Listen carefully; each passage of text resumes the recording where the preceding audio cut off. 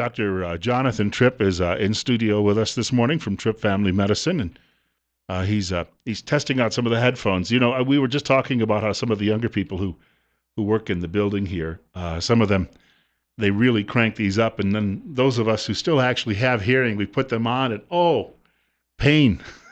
Yep. Good morning. Good morning. We're talking a little bit about some weather today. In fact, we'll get to the topic in just a moment.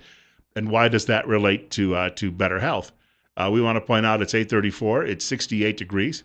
Bill Colley with you as well on Top Story on News Radio 1310, KLIX, and newsradio1310.com. Also, you can reach the doctor this morning. He's here until 9 o'clock at 736-0300. But tomorrow, my weather forecast says 98 for Twin Falls, so some places could be Woo. triple digits. Yeah, today we're only getting to 93 if that's a low temperature for you. And 93, a lot of people would say that that's just about right. I'm not one of them. But If you're from Phoenix, it's perfect. yeah, that's a cold day in Phoenix. But we're in Twin Falls, and 93 is still pretty darn hot here. I was going to say, when we get to that temperature, I really feel for people who are like putting pavement down or working on the roads or out in the fields. Yeah. Because this is the time of year when, you can put on more clothes if it's cold and you'll be fine. But sometimes there's nothing you can really do out in the heat. Yeah, out in the heat, really, you do need to have clothes to shade you from the direct sun exposure. I've had some fun experiences thinking about this topic, but I'll tell you a few of my own in a minute. But we commonly hear phrases like, it took it right out of me, speaking of the heat or the sun, or, and what is it? Well, the it is actually the lack of water, the increased heat, the body temperature. And what we'll talk about today is how amazing just a small amount, a small percentage of your body weight or body water lost really changes the whole dynamics of how your body functions, how you think, how you feel. In fact, we have a fun little phrase we're using around our house lately. We're in kind of tight quarters for the next month or two. And, when people get hungry, their mood changes. And so we know if you eat, you just feel better. And so we have the term hangry that's been running around our house a lot. It's a combination of hungry and angry. And, as soon as we feed those monsters, they get better. And it's really funny because hydration is a very similar mood changer. If you're down on water, a lot of times it's really tough to figure out what is going on. Am I a little bit hungry because you feel like there's something missing? So you go grab something to eat and that's not quite right, or you have a little bit of a headache that can't quite explain, but you just don't feel right. And lo and behold, if you really pump up on water, and I'm not talking a single 8-ounce glass, but you really push the water, within about 30, 40 minutes, you start feeling better. And within an hour, you can look back and say, that's what was missing.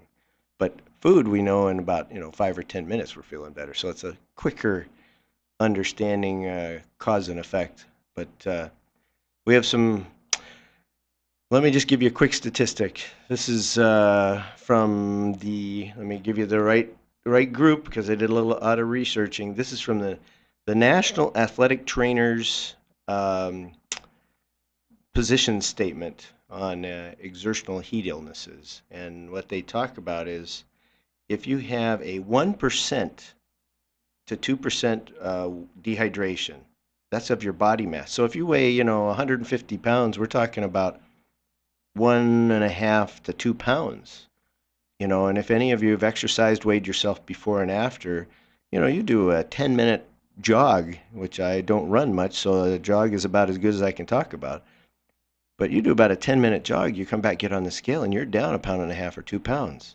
So if you weigh 150 pounds, that's your 1 to 2% right there. And what happens with that is your body stops being able to do what it needs to cool you. It becomes much more inefficient. And if you go up to about 3%, you have a lot of increased risk of heat cramps, heat stroke, even exhaustion or what's called syncope or fainting from heat stroke. So it doesn't take a whole lot, and we really need to pay attention, especially in these hot days of summer. We have a break coming up in about a minute or so, but before we do that, I'll share a story with you. When I was a young reporter, and I was young and in much better condition, I had to cover a court sentencing, and they had all the family members come in to give their victim statements and the like. It was an all-day process, but the courtroom big trial was so overflowing that they put a lot of the reporters outside. They rigged a sound system out so we could actually we could record what was going on and watch it on monitors. Hot, sunny day, and I stood there for hours in that hot sun. Finished the day, filed my stories. Now, I never overslept for work. The next morning I did, and I likely think it was because of what happened to me standing there in the heat all day. Yeah, even with good hydration, trying to catch up often takes a day, day and a half just to catch up, even if it's only this 1% of your body loss, you know. We've got more coming up with Dr. Jonathan Tripp in just a couple of minutes.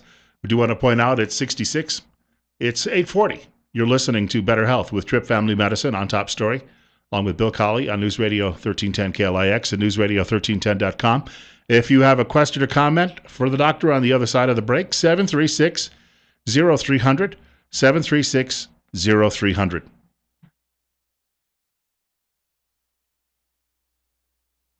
Our studio guest, Dr. Jonathan Tripp. And why is he here? Because, of course, Wednesday mornings. Aren't I putting in my bid for the presidential race? Yes.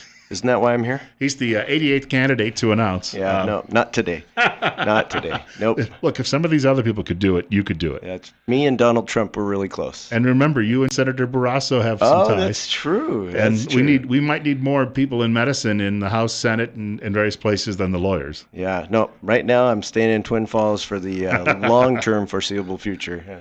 8:30 to 9 o'clock, we do Better Health with Tripp Family Medicine on Wednesday mornings. And, of course, you can reach the doctor while he's in studio, for instance, at 736-0300. But you can also reach him if you. A lot of people can't always call in because they're driving or doing something else, but they hear the show and then they have a question later. How could they go about getting in touch? Well, a couple of ways. One is our office phone number is 208-933-4400. That's 933-4400. And then there's also Facebook, which is Tripp Family Medicine, as well as our website, trippfamilymedicine.com. So lots of ways to contact us. Be happy to hear from you. We see new patients all the time, so welcome that as well. Even old patients sometimes we welcome. I was going to say, medicine, I think people who are practicing medicine have a tough job, lots of hours, and, it's very difficult, and sometimes you have to give bad news. But there are some jobs that people do, such as farming, that often are tough as well. Yeah, and I got a story about that. It goes perfectly with our discussion about hydration or dehydration. This is about me, so I'll tell you right up front, that's who it's about. 16 years old, got invited to go help a friend bale hay. Now, I lived in suburban Philadelphia, so this is not a typical thing for a 16-year-old to do in that area. But having come from dairyman stock and grown up with relatives that are farmers, I wasn't foreign to it, but at the same time, wasn't my everyday activity. And middle of the summer, Philadelphia area, so very humid, and we know that more humid areas, it's even harder to cool your body, so hydration is even more important. It's hard to say it's more important than here, but it definitely has a bigger factor. But we did these bales, and I thought I was the ultra farm boy for a while, and got to a certain point, and I had a headache, and I felt nauseous, and I was really struggling, almost like foggy in my thoughts. And I hadn't come prepared, and a couple others that were with me had big thermoses of iced tea, and I generally don't drink tea at all, and wasn't familiar with iced tea much, and still really am not a fan of iced tea. But that day is the single best drink of my life. It was just awesome. And they put me under a tree in the shade, and I drank I don't know how much, but a lot of iced tea that day. And I recovered. That's the beauty of being 16. You recover pretty quickly, but I was in serious trouble looking back on that with the experience I have now. And that's something that we see, around here all the time. And we've kind of walked away from the old coaching system of, if I push you hard enough till you start vomiting because you're dehydrated, that makes you tougher. We've really backed off on that and found out, no, you get better performance out of your players if they're well hydrated before, during, and after. So they used to sometimes, when I'm going back nearly 40 years in high school, during practice, the hot days of August, they would deny you water sometimes as punishment, and the guys would sneak away and they would drink from a stream near the practice field, which the stream itself, I don't know that I would have trusted that as a water source. But there are certain signs the coaches even then would have recognized if someone was going to be having some sort of a medical issue. And a lot of us, if we're out and we're working with friends Yep. and you're doing something outside, how would you notice that they were suddenly starting to have an issue with maybe heat stroke? Well, the truth is it takes initially a lot of paying attention because when you're thirsty, everybody knows that feeling. But if you start to decrease your sweating, that's a sign. Your mouth's getting dry. We joke, or not joke, we use the term cotton mouth. If you can look at their lips and their lips are kind of shriveling up on them, and yet, it's not a cold day, it's not chapped lips, those are real increased signs. If you have a baby and you can look in their mouth and they have kind of thick saliva, or if they cry and there's not much in the way of tears, those are big hints that we're in trouble already and we need to catch up. Some other things that for any of us about someone else or ourselves, a little sick to your stomach, headache, just don't want to eat. A lot of us say, oh, I don't eat much because it's warm. Well, if you push it, you really don't want to eat. You actually feel a little sick to your stomach, and that's the hint that you're already dehydrated. The hardest part, like when I see somebody who's been vomiting all day or vomiting and diarrhea, is what's the instructions? Drink a lot. We're talking about 4 to 6 liters of fluid a day. That's just to try to keep up with the diarrhea. But the problem is once you're dehydrated, you feel sick to your stomach. So then you try to drink and you throw up again. So often, once you're to that point, we need IV fluids, and that's usually the emergency room. We do it in our office as well, kind of as a convenience for more minor situations like dehydration from heat stroke or from a viral gastroenteritis. But if somebody's there, we send them, and they have more serious signs, we send them to the ER as well. All this can come about very, very quickly, though, too, right? Yeah. Oh, yeah. No, whether it's the heat or whether it's an illness, in a matter of hours, your body, if it's losing fluid through sweating, and we lose so much through our skin that we don't even know. It's called the word that we use in medicine means unnoticeable loss of water, and that really helps us, understand that. Well, I drank 3 cups of water this morning. How could I be dehydrated? Well, the answer is you probably worked it over the last several days, and now you're really in trouble. How much water would you need when you're in this situation? Will just a half a cup or a cup get you back on your feet? What should you be doing? If that's all somebody could tolerate, that's a good beginning. If they're too nauseous and you can just get sips in, that's great. But you're really looking for 2 to 4 liters or quarts over about a 4-hour period. So that's a lot. If you just are sitting around the office, you say, how could I ever drink 2 to 4 quarts? Well, working in my yard, I found out I could do 6 quarts in about a 6-hour period and had no idea that I could even do that. Oh, one other sign, there's the one that brought to my mind, is you're drinking a lot and yet you're not urinating a lot. If those don't go together, because if you drink a lot and you're inside, you tend to go to the bathroom a lot. If you're drinking a lot and you're not going to the bathroom much, it's not just because you're busy. We have a caller with us, and you're on the air with Dr. Jonathan Tripp. It's 8:51, and call it 67 right now on our way today, probably into the 90s. What's on your mind? Hey, good morning, guys. Thank you for taking my call. Doctor, I got a question. I was always told, and I drink a ton of water. I drink a lot. I'm always outside working. And I was told years ago, put some salt in the water and shake it up, and every time you drink it, just take it out and replace salt in it. And I've done that for years. What's your opinion on that? Well, I used to work as an older teenager, 20-something-year-old, plastering pools, and we would take salt tablets. And so I understand that, and you do lose, when we talk about rehydration, water is number one, and you're right, salt is number two. So I wouldn't say go after the salt tablets so much as, like you're saying, a pinch of salt and, a quart of water, or, something that's got a little flavor to it, because I don't think I'd do the salt water very well on my own. Yeah, but I can't already. I put in, just, hell, it wouldn't even be a quarter of a teaspoon probably to a gallon of water. Perfect. I think that's a great idea. Every time I drink it, I just shake it up real good and I don't even know what's in there. But I never did ask a doctor about it. Listen to your show this morning. It's a great show, by the way. Enjoy listening to it. Thank you. figure I better ask. Okay. Want to thank him for the call. He brings up something. If I sat down and I drank half a pot of coffee and went outside and started working in the garden on a hot day, it's not probably going to be anywhere near as good for me as drinking a couple of quarts of water. No, in fact, let me give you a kind of a home remedy of how to create a hydration drink, a rehydration drink. And that is, if you're talking about a quart or even a gallon of water, like the caller said, about a quarter teaspoon of salt would be plenty.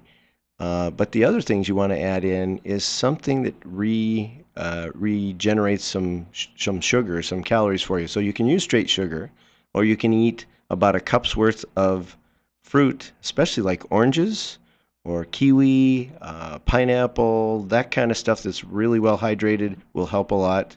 The other thing I wanted to talk about is, sorry, I just blanked. I'm thinking through my question. Sometimes because we were people use watching honey. Rick Perry earlier, and just through osmosis, you forgot something, just like he did once. Just like you did? Okay, well, it's proof that I've prepared but not scripted the whole thing. Right. But anyway, back to your question about the pot of coffee. The FDA, oddly enough, tried to come out with a statement about hydration and the importance of which drinks to have. And of course, water was included. And our sport drinks that have some salt and some sugar in them are reasonably good.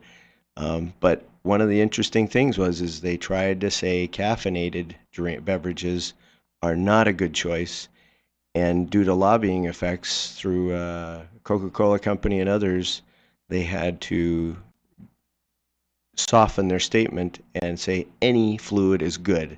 And the truth is, any fluid would be better than none. But the truth is if you have caffeinated drinks, caffeine is a diuretic, makes you pee more. You're going to lose more water, more fluid overall. So they're not a good choice. So if you say, hey, I'm working hard, I'm going to do a Monster today, I'm going to have, the old one was Jolt, Yes. things like that. Yes. That's a poor choice because your kidneys are working harder to get rid of fluid when it needs to keep it. So no, I wouldn't say caffeinated is the way to go. Water's number one. You lose salt, in particular sodium, and potassium's a good one. So if you could squeeze in a banana with your rehydration efforts, that would help you. Orange juice is great because it's high in potassium. Quick question, and it's off topic, but because I happened to see it in the newspaper yesterday, the FDA this week moved to ban trans fats?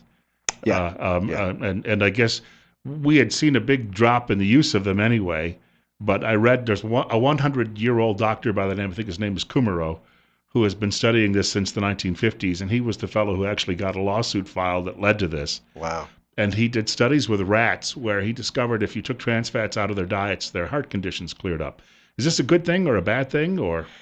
Well, I think from a cost perspective, our food manufacturers will say this is just another way to push cost higher.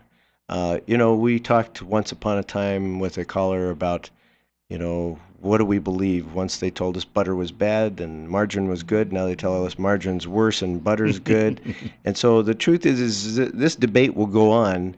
But in general, the trans fats are like Crisco. People know that name. That's called partially hydrogenated or hydrogenated vegetable oil. And at room temperature, what is the consistency of that fat? It is a solid. Yes. And so your body can melt it, but compare that to, let's say, olive oil or even a vegetable oil. That's a liquid at room temperature. And it just, common sense to me says if you're going to clog your arteries with something, it's going to be the one that at room temperature is a solid. So overall, I think it's a good idea. It may cost us some money in the long run, yeah, but I think, our longevity hasn't increased in the last about 10 years. It was going up every year for decades because of our improved health conditions, but we're kind of holding stagnant, and a lot of it is heart disease. Quickly, for people who've been tuning in this morning, if they would like to know a little bit about your office, what's the website and the Facebook page? Website is trippfamilymedicine.com, and the Facebook page is Tripp Family Medicine, and our phone number is 933-4400.